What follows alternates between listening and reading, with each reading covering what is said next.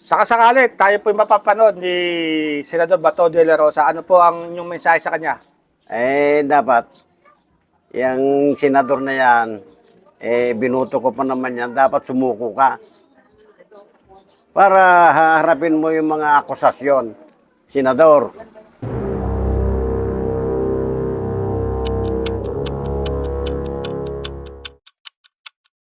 Hunyo 1, nandito po tayo sa Barangay Pakak at meron po tayong makakapanayam na isang senior citizen hinggil po dito sa kaso ni Senador Bato de la Rosa.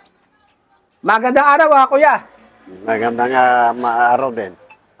Ano po pangalan ninyo kuya? Ernesto Javier, Ilang taon na po kayo? 68. Pamilyar po ba kayo sa kaso o sa kalagayan ngayon ni Senador Bato de la Rosa? Pwede. Opo. Si Senador Bato de la Rosa ay hinahanap po ng ICC para dalhin sa dahig at humarap kasama ni dating Pangulong Rodrigo Duterte doon sa kasong sa drug war na nagkaroon po ng maraming extrajudicial killings. Ano po ang masabi ninyo? Dapat po ba siyang dalhin sa dahig? Dapat lang. Bakit po? Kasi, siyempre, noong mga panahon nila, naglabis sila, kailangan humarap siya kasi nga inuusig na sila sa kanilang ginawa nung araw. Ano po ang alam po ninyo doon sa mga ginawa nila nung araw? Hindi, kita naman yung mga nangyayaring nakaraan na nagkakabulagtaan yung mga tao Maraming mga namatay. Marami talagang taong umiiyak sa mga mahal sa buhay, mga bigla-bigla na lang na namatay. Sila yung mga panahon na yon. Bakit nangyari yon? Bakit nila napigilan? Una sa lahat, siya ang PNP chief. Hindi ba't may ipinakita pa nga na gusto isunugin pa yung bahay?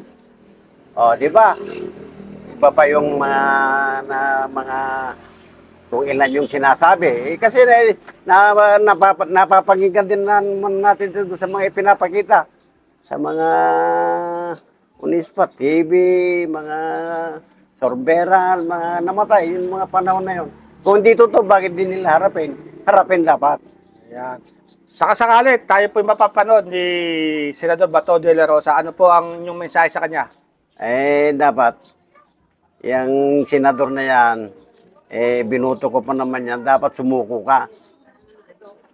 Para harapin mo yung mga akusasyon. Senador, kung kami lang, anong malay namin? Siyempre, batas din ang uusig dyan. Kaya para sa akin, sumuko ka. Para hindi lalong mabigat yung kaso mo. Yun lang.